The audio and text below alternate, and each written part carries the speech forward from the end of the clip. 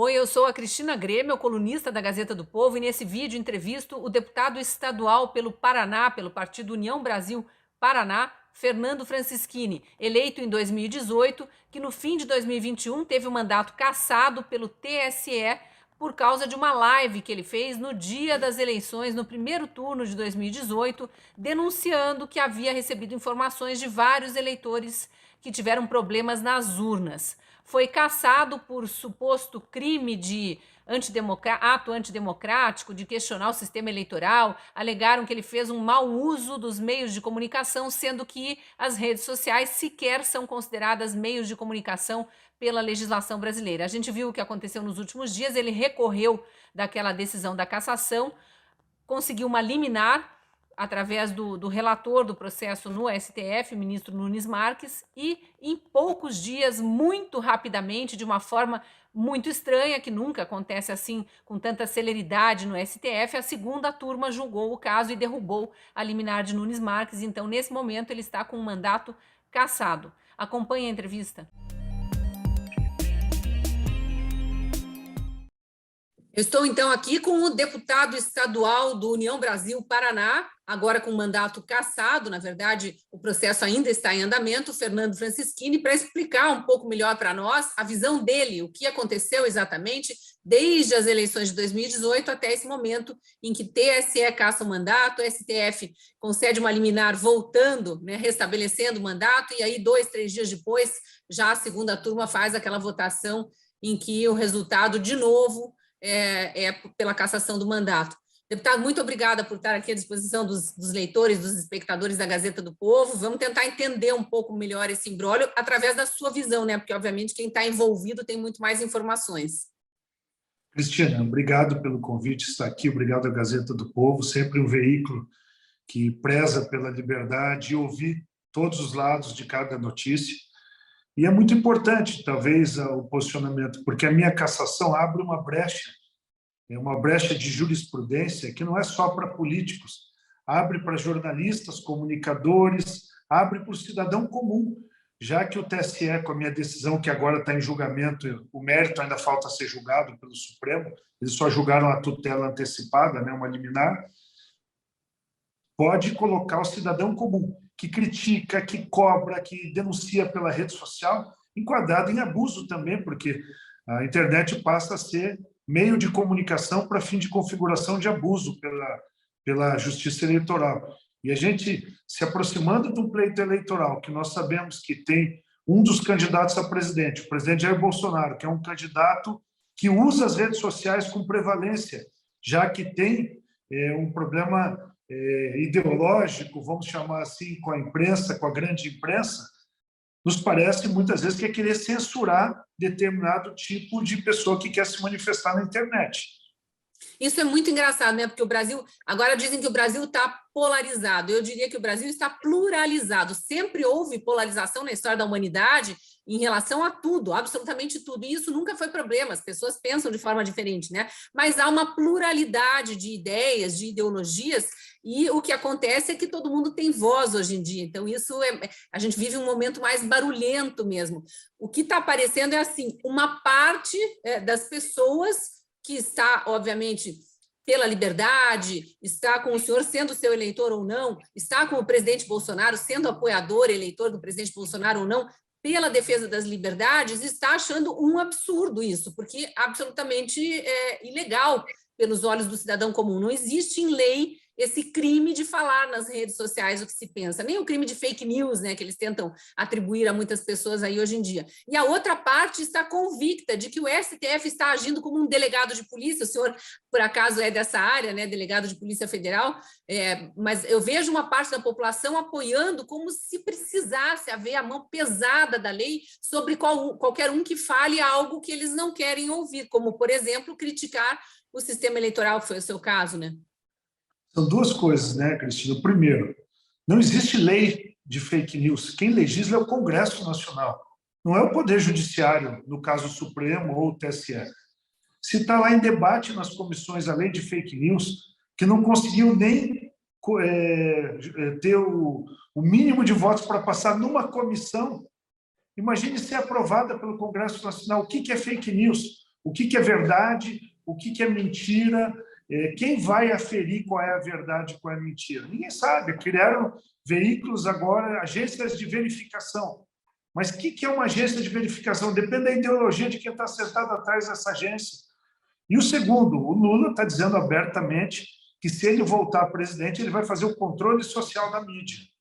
O controle social da mídia não é só para o jornalista. Envolve agora, com essas decisões do TSE, do Supremo, o controle social das redes sociais. É só em país de ditaduras mesmo pesadas, são as ditaduras de esquerda, países fechados, que nós vemos aí, que tem controle social, que o jornalista pode falar ou não, ou se a rede social, o Facebook, pode funcionar num país, se o Telegram não colabora, tira ele do ar, bloqueia o WhatsApp. Nossa, isso é uma mordaça para todos. E a minha decisão, infelizmente, abriu a porteira. Eu vejo o presidente Bolsonaro muito preocupado, vejo uma ala que não notou que pau que bate em Chico, bate em Francisco também.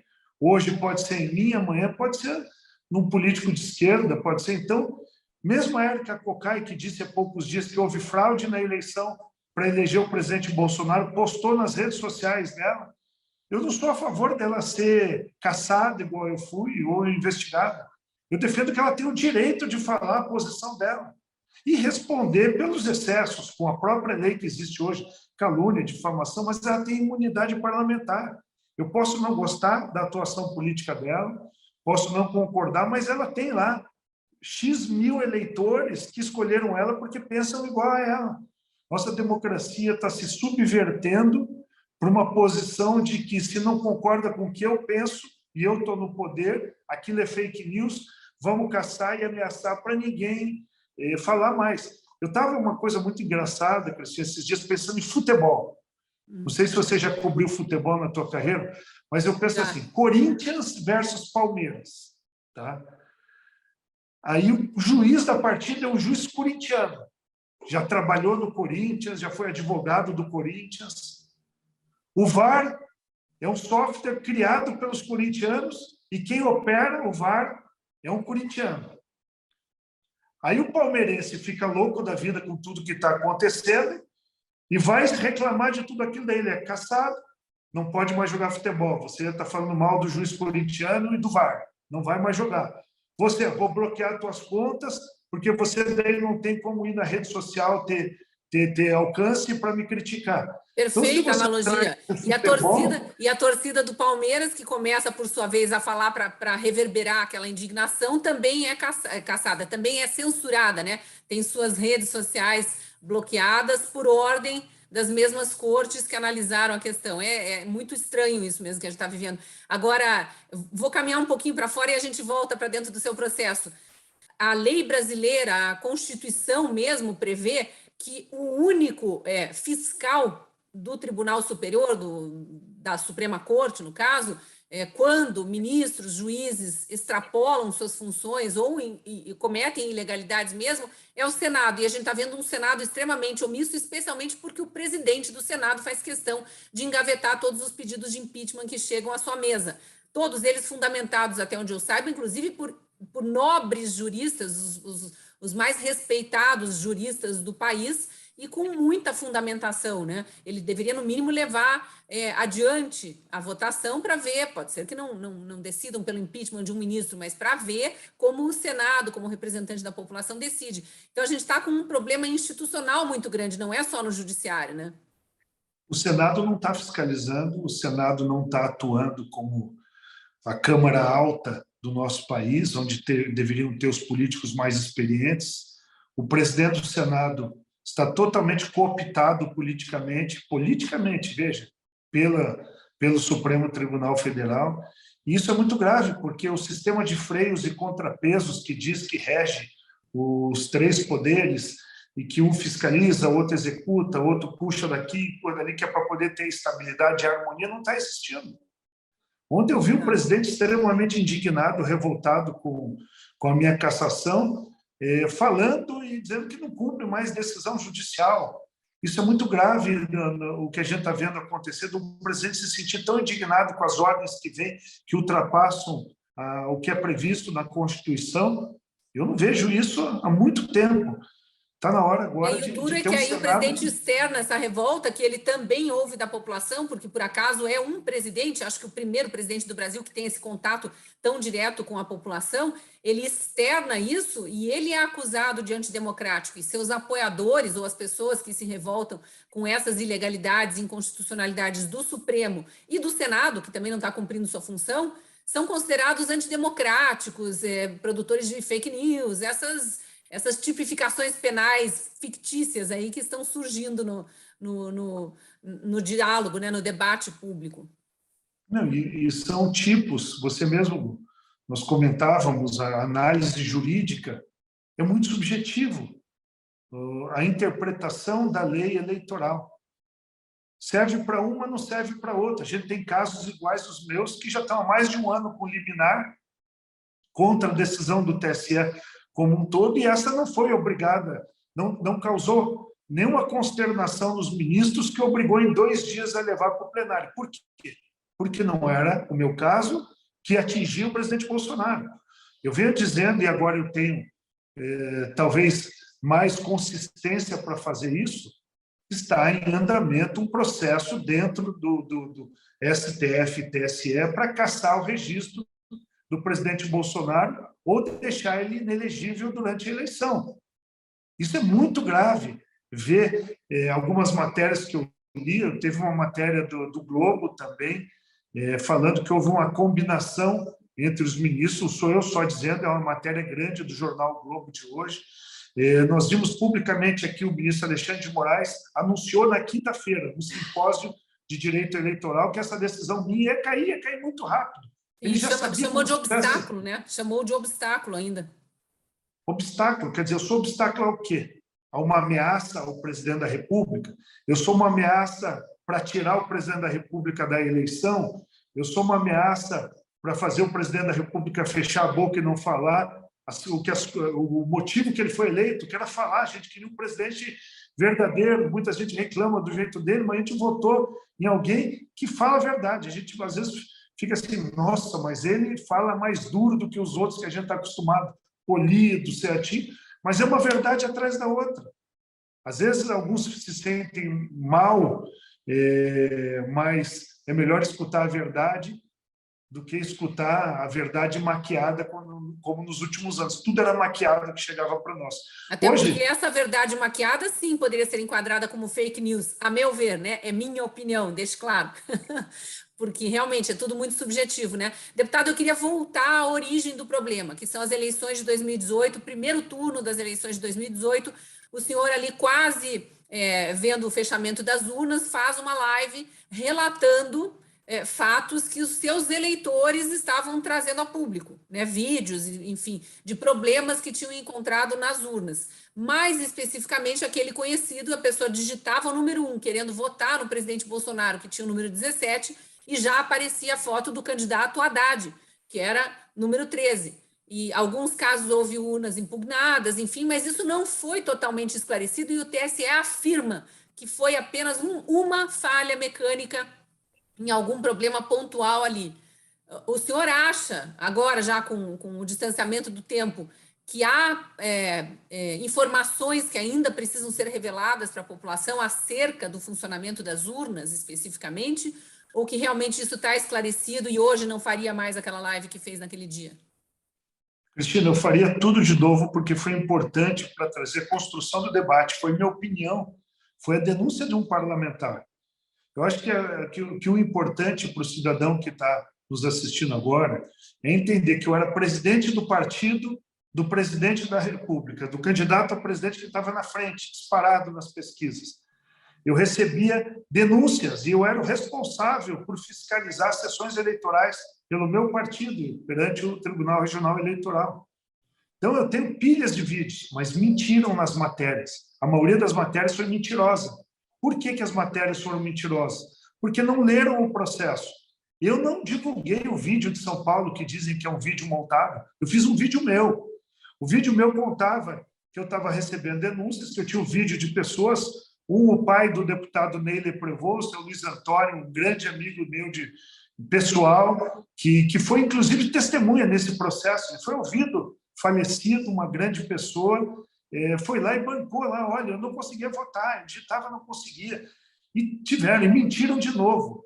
Mentiram no meu processo do TSE, que era totalmente falso a história que tinham 2 urnas sendo apreendidas. Porque estão querendo maquiar a verdade com palavras. A urna não foi apreendida no termo da palavra, isso eu concordo. Elas foram retiradas porque estavam com problema técnico pelo juiz eleitoral a pedido dos nossos advogados. Então, usar essas filigramas, detalhes, para dizer, olha, é mentira dele, não teve nenhuma urna apreendida. Teve 2 que foram retiradas a pedido do nosso advogado. Se o termo não é apreendido, é retirada pelo juiz eleitoral, o que muda no que o cidadão comum quer saber, se a urna funcionava ou não? E mesmo Então, para que mim, tenha aparecido um vídeo editado, que é o que eles alegam, isso não quer dizer que todas as outras denúncias não fossem verdadeiras, que todas as outras suspeitas não devessem ser investigadas, né? E não foi, esse vídeo teve um outro contexto, não foi comigo, misturaram esse vídeo com o meu caso para dar mais credibilidade nas matérias de fake news, etc. O meu simplesmente foi, talvez umas 10 pessoas que mandaram vídeos, eu mandei os advogados do partido lá, o juiz eleitoral muito correto, o Ministério Público muito correto, retiraram essas 2 urnas.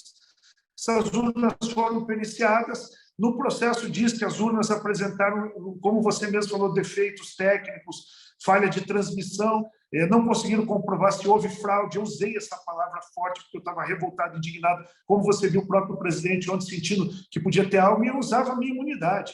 Uma coisa que me chama muita atenção, Cristina, que eu começo esse vídeo assim, eu sou deputado federal. Porque até então, vamos lembrar isso também, né? Até então era um deputado federal concorrendo ao cargo de deputado estadual do Paraná. Se esse vídeo fosse para fazer voto, Cristina, eu ia dizer, olha, estou concorrendo a deputado estadual, meu número é tal. Agora, eu podia ter confundido o meu eleitor muito mais se fosse o objetivo, eu terminei o vídeo, faltava 10 minutos para fechar a urna.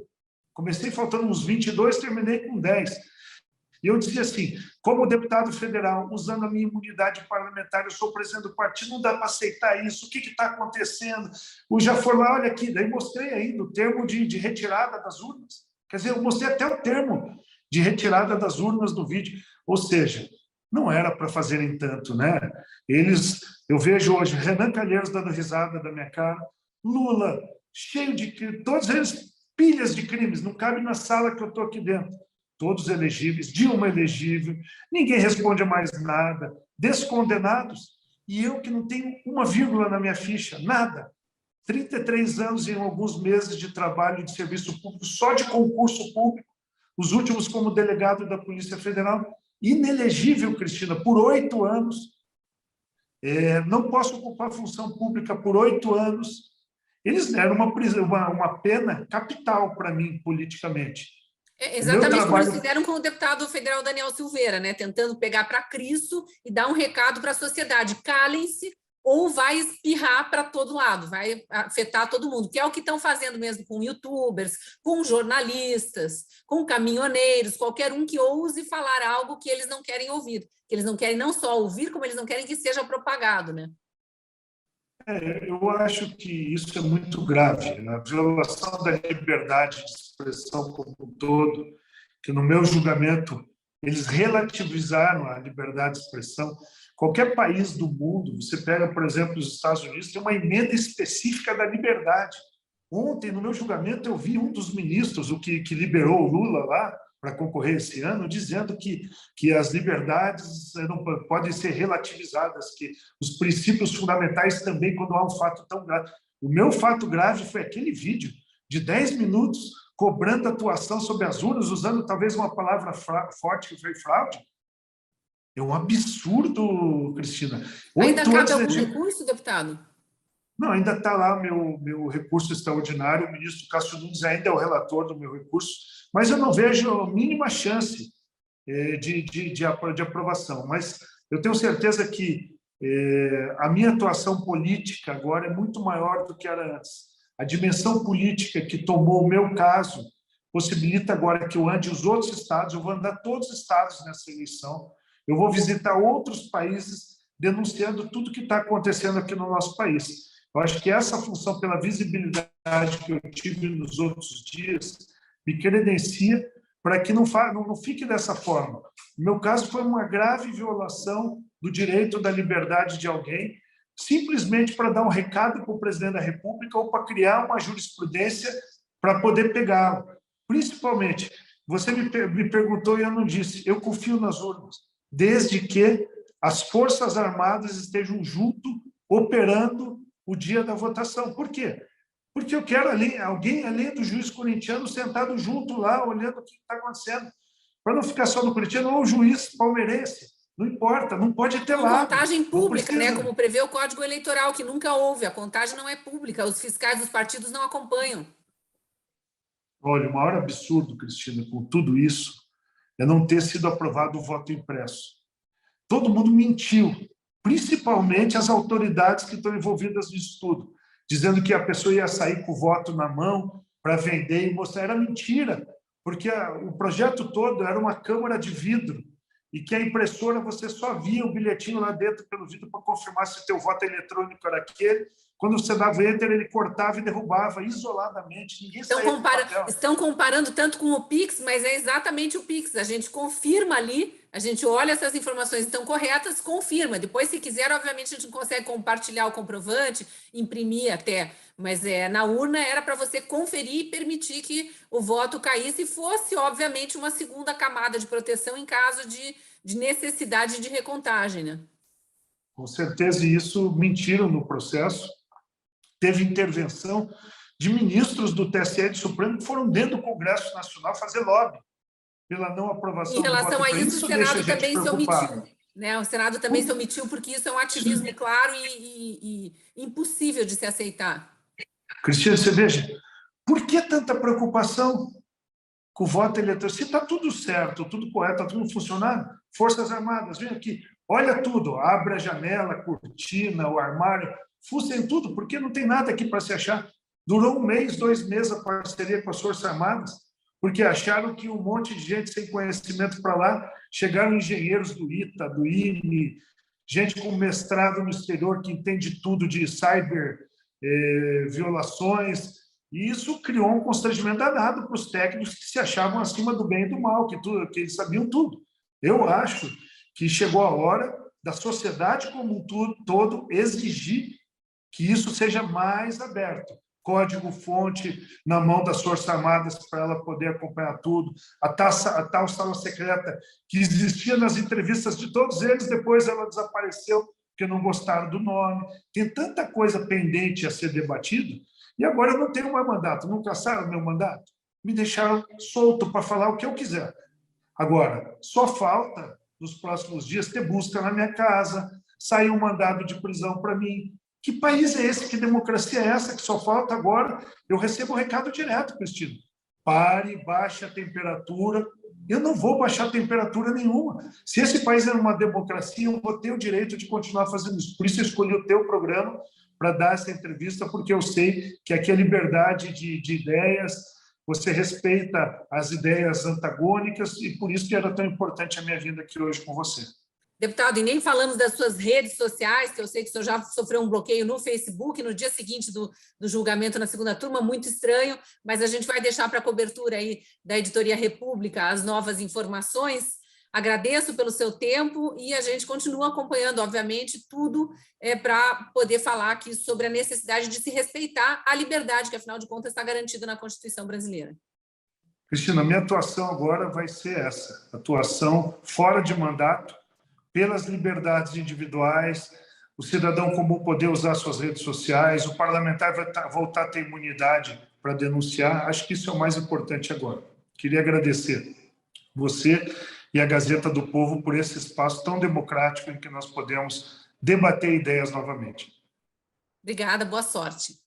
Obrigado. Agradeço também a você que esteve conosco até agora, e se você preza pelas nossas liberdades e não é assinante da Gazeta do Povo, eu te convido a assinar, entrar pela nossa comunidade. A Gazeta do Povo defende todas as liberdades, entre outras convicções que estão todas publicadas. São convicções conservadoras, como a da maioria dos brasileiros. A assinatura custa muito pouco e você ajuda a patrocinar um jornalismo único no Brasil. Além de tudo, tem acesso às colunas escritas por mais de 40 colunistas com exclusividade para os assinantes, e também vídeos e podcasts, tem muito material exclusivo, você vai gostar. Eu também sou colunista da Gazeta e te espero lá no jornal.